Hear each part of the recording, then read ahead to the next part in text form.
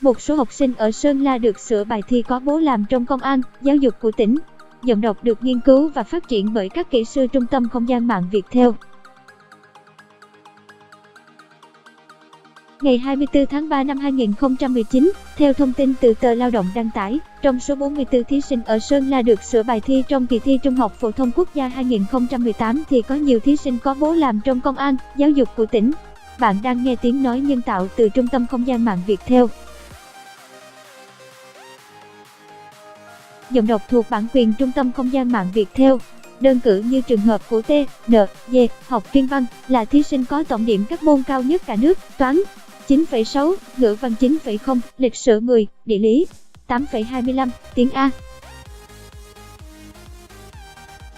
Bạn đang nghe tiếng nói nhân tạo, phát thanh từ Trung tâm Không gian mạng Viettel.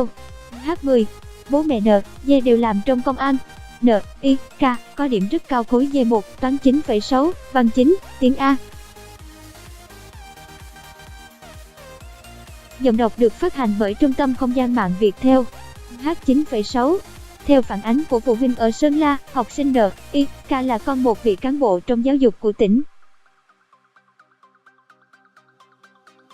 Rất nhiều thí sinh khác suốt thời gian qua đã bị bạn bè nghi ngờ, chịu nhiều gièm pha, cho rằng điểm cao nhờ đi mua dịch vụ tổng hợp tiếng nói được phát triển bởi Trung tâm Không gian mạng Viettel.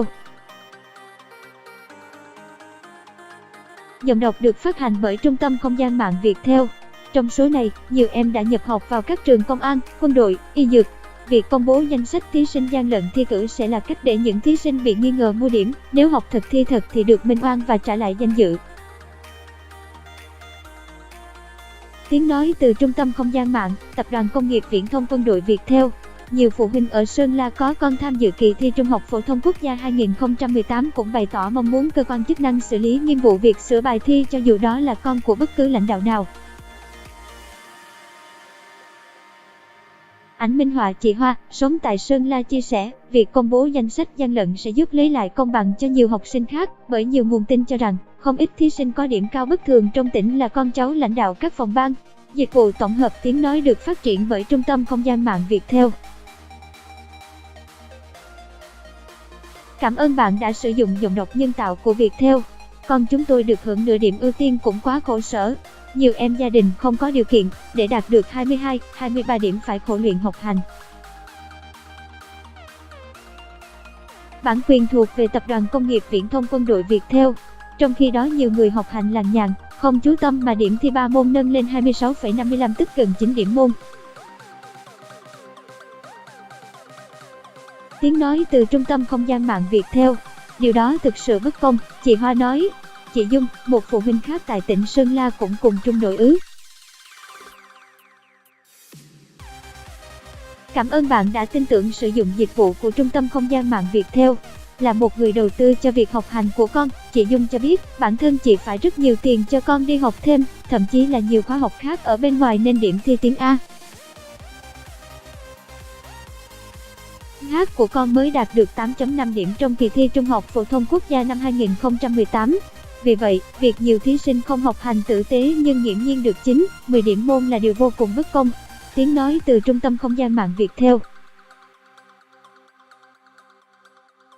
Cảm ơn bạn đã sử dụng dịch vụ của Trung tâm Không gian mạng Viettel.